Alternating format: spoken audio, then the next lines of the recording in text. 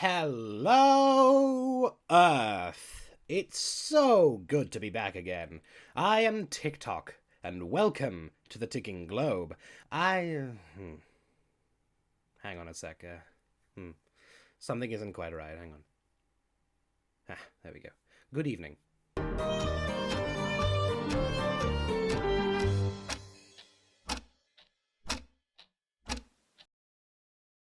Now, let's start over. It's so wonderful to be back again, transmitting to Earth after a long hiatus of just tweeting. Check out the Twitter. We are now in our new format. The old art was pretty damn good. Here's the artist if you're too lazy to check the description. But now we have a whole range of visual representation to help me invade your minds with content. Here's the artist if, as before. Now the pleasantries are out of the way, let's discuss local news stories from Albion. Yes, it's the Spinning Gears, our news segment. But first, a word from our sponsors. Be sure to buy yourself a pack of Bryson's Tobacco Chocolate, one of our oldest sponsors. Remember Bryson's when you crave a sugar rush that just hits different. Bryson's, if your stomach isn't tumored by the time you're done, buy more. Now for the news. This week in Albion, our city is being invaded by sentient spirals that spiralize you if you look at them. All this has my head spinning. But seriously, be on the lookout or you'll become spaghetti. Al dente civilian. Yum. Also in the news, crows. Where do they come from? What are they up to? What do they want from us? More at 10. Finally, a word from Tick-Tock's advice coroner. Studies show that 9 out of 10 radio hosts won't notice if you misspell something in the speaking notes. What? Advice coroner. Jesse, stop with the meta joke. The audience won't get it. Sorry about that. Let's go to our first song. We polled Twitter, and half of the fans who responded still want the songs as they are. That's only 2 out of the 4 who responded, but that's still half. Here's Nicknackatory by Mr. B the Gentleman Rhymer. Fitting, I suppose, as the song seems to celebrate a comeback. And here we are after our little rebrand. Enjoy, humans! Well, Carshorten, we're back. Indeed we are, sir. Still having splendid fun, what? Quite giddy, sir. There have been a few knockers along the way, though. Knockers, sir? Naysayers, do-badders. Haters, as it were. Indeed, sir. What they need to realise there is what we're doing is frightfully, terribly important. Quite, sir.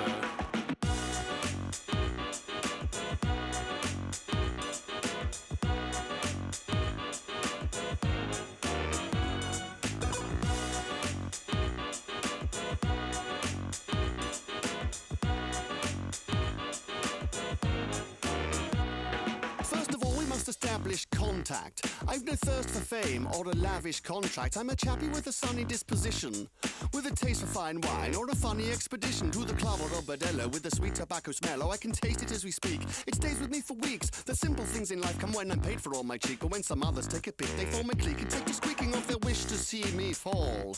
The greatest chap hop star of all. But the weaknesses of some can leave them rather overcome, and their jealousies can rather stop them from keeping mum. So they bleat all their grievances up and down the avenue. I'm replete with my riposte to keep me from grabbing you by your lapels. I've no need to haze, for my life is amazing. And here, my dear, is the news. The world's my Nicknackatory. It's so frightfully keen. Yours is another story. It's really rather mean. The world's my Nicknackatory. It's so frightfully rum. You may bathe in my glory and maybe we'll be chums. The dross one has to hear as one stock grows more is the cross one has to bear and a frightful bore. The world is my toy shop, it makes your ploy stop. A place of joy, got a Japanese robot in a bow tie to serve me tea. Biscuits, cake and sherry.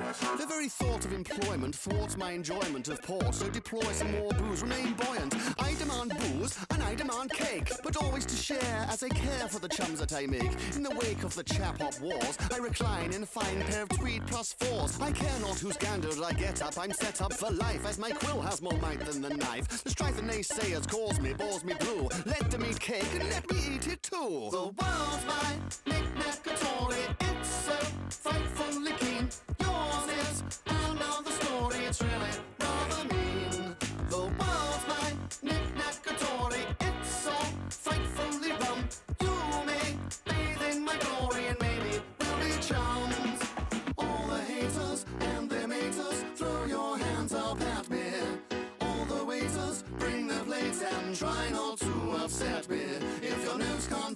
weak, or you find my words oblique. Then get back to your bitter pit, because I've turned the other cheek. And the world's my Nicknackatory. It's so frightfully keen. Yours is another story. It's really rather mean. The world's my Nicknackatory. It's so frightfully rum. You may bathe in my glory, and maybe we'll be chums.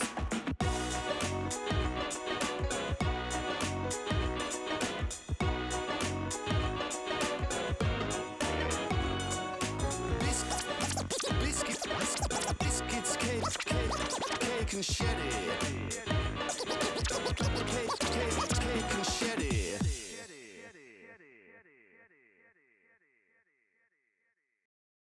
Welcome back, mortals. We're now going to have a talk with a fellow radio presenter from another universe. Not from Earth or Albion, but another dimension that's bleeding into Earth. Confusing, eh?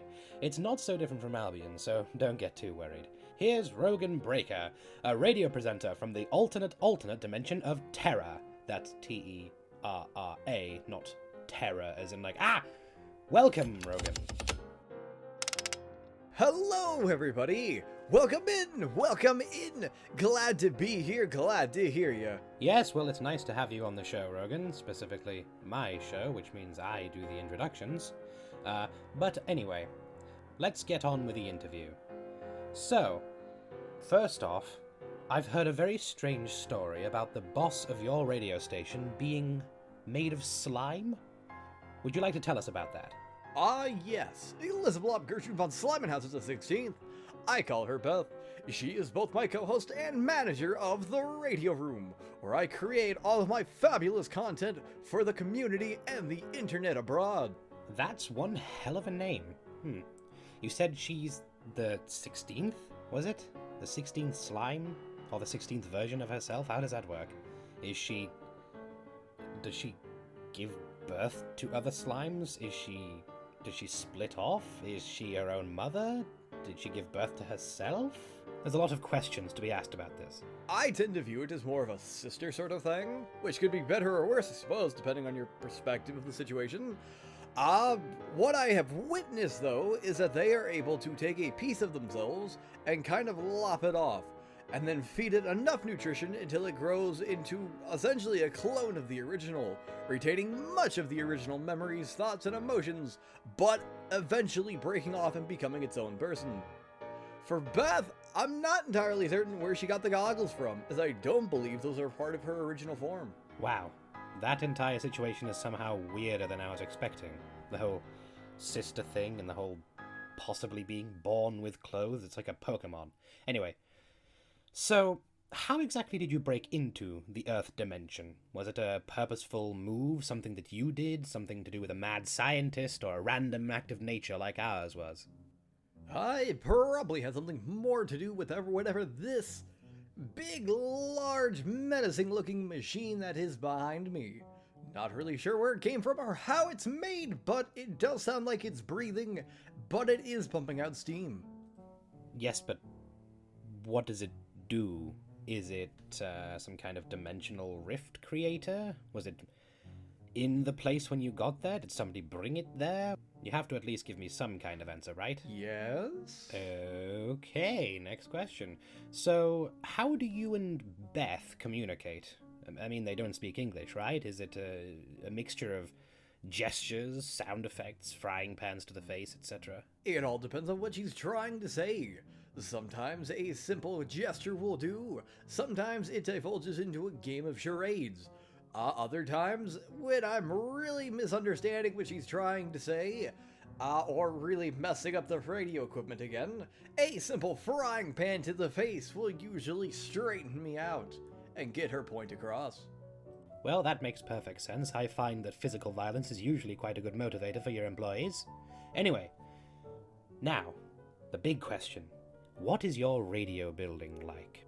Does it have a lot of entrances, a lot of exits, a lot of windows? Are there any weak points in the walls? Any areas of particularly high explosivity? Just, asking out of, curiosity. I don't entirely understand the layout of this building myself. There are many long hallways with many locked doors that I can't quite open, which do seem to move around and shift on me from time to time.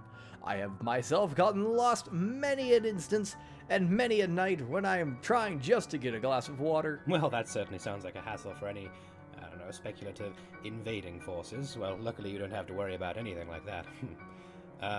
Either way, I believe that's everything for tonight, so thank you very much for coming on the show, Rogan. Would you like to tell the people at home where they can find you? The primary place where you can find me is on twitch.com/Rogan Breaker, where you can listen to my many antics and moments of mayhem live. Please stop by and say hi at any time.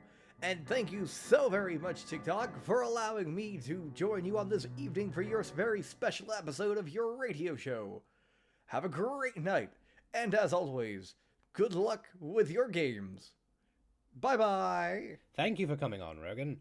Next up, we shall go to letters from our audience in Albion. Keep in mind, Earthlings, that you can now contact us with questions, queries, or even heckles. For more information, stick around after the break. Now, before we go to letters, here's another song. Here's Utopian Playland by the Marquis of Vaudeville.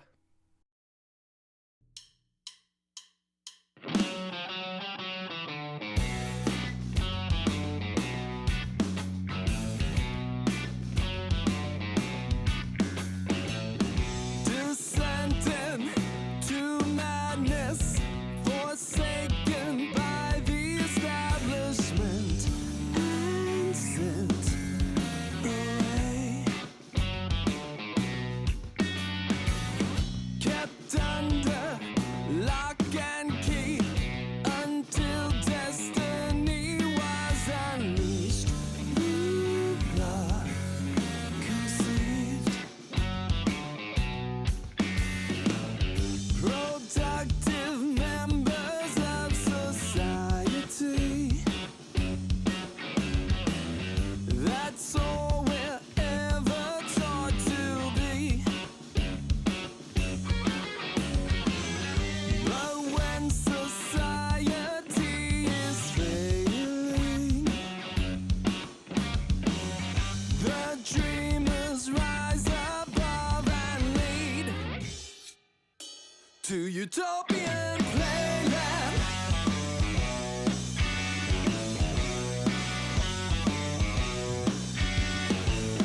A piece here, a part there, contraptions made with sailor's care. You are to spare. Dear doctor, what genius? We toy soldiers bid you lead us on and on to our new dawn. Productive members of society. That's all we're ever taught to be. But when society keeps failing, the dreamers rise up and will lead to Utopian Playland. Utopian Playland. We stand united against all boredom as we forge onward, and we will suffer no more. Will this world endure the dismal dark void that can't exist? Utopian Playland. Utopian Playland. Utopian Playland.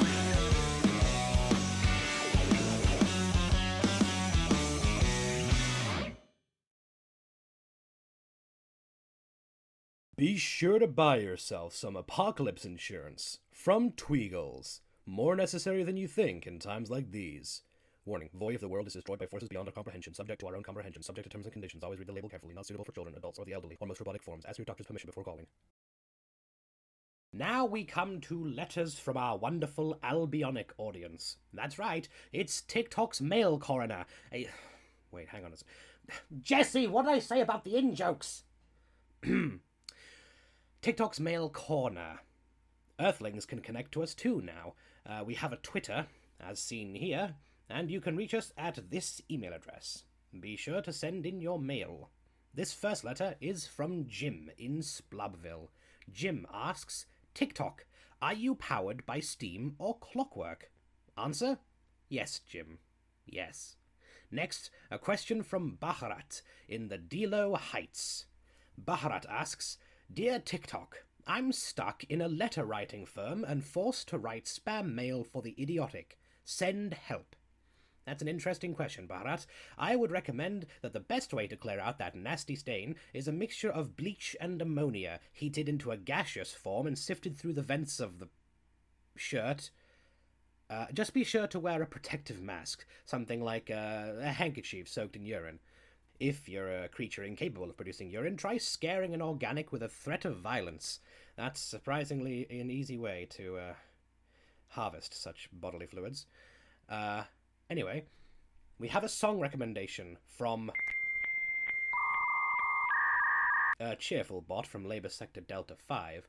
They ask for End of the World by Tommy SpaSe and the Alchemists. That's SPASE, for any curious listeners who are too morally bankrupt to check the description. They tend to have the second S as a capital in the middle of the word for cool points. Well, it works, Tommy SpaSe et al. Alchemists. Here's the song while I go clear out a particularly bad roach infestation in my cooling vents. It's got so bad I think they're close to declaring nuclear war on the branch living in my metronomic center. Kind of a useless gesture, seeing as, they're cockroaches, and, well, you know how they feel about radiation. Anyway, back in a jiffy.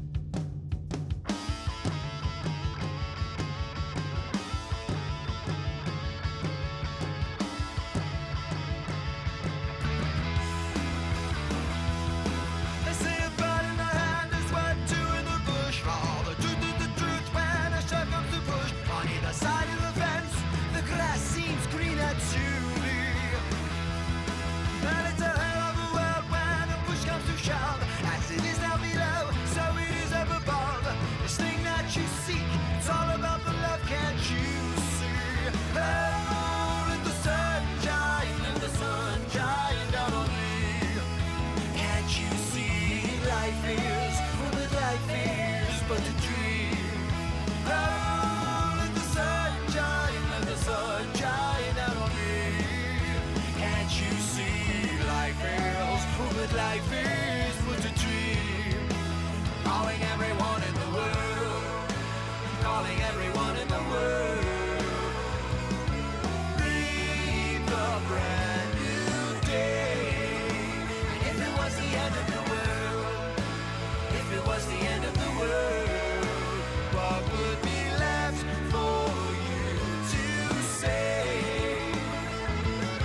We're gonna break the old wishbone. I will fly and want to sing just like a stone. Do you hear the glare from the megaphone? It hunches and shakes you to the bone. Even if you weekend feel far away from home, but don't you know that you never walk alone?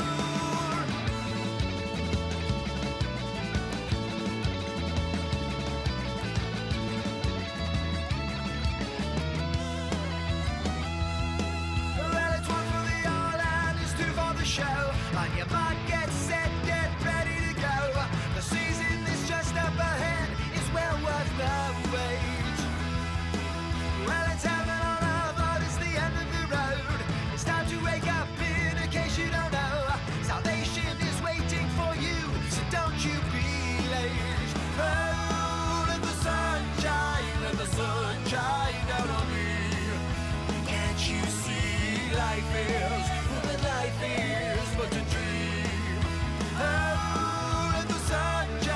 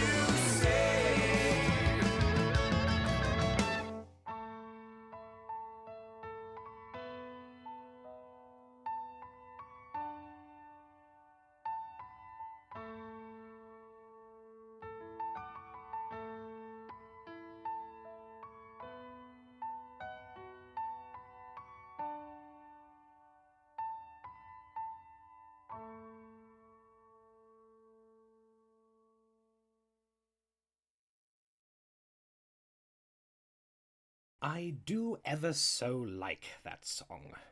Well, unfortunately for the more masochistic of you that tend to stream or game or perform undercover stakeouts for 24 plus hours, we are fast approaching the end of our show. Thus, we leave you with one more song after a quick word from me. I'm so glad to be producing content for you guys over on Earth again. I'll be maybe more sane and put together. Yes, Keplach, I'll feed you in a moment. But yeah, it seems more interesting over the divide. As one last point before we leave you for the night, we go now to the weather with our very own botanical Lovecraftian Eyeborg up on the roof, ClimateBot 2.0. How's the weather up there, buddy? Chance of humidities. Well, be sure to carry a fan for that weather. Preferably the kind with metal blades on the edge like Kitana. We leave you now with Alice's Night Circus, recently retooled as Alice Strange. Here's Dark Water. Thank you for over a year of content before our re-debut here, and let's hope for many more. I've been Tick-Tock, the radio robot, and I'll see you next time on the Ticking Globe.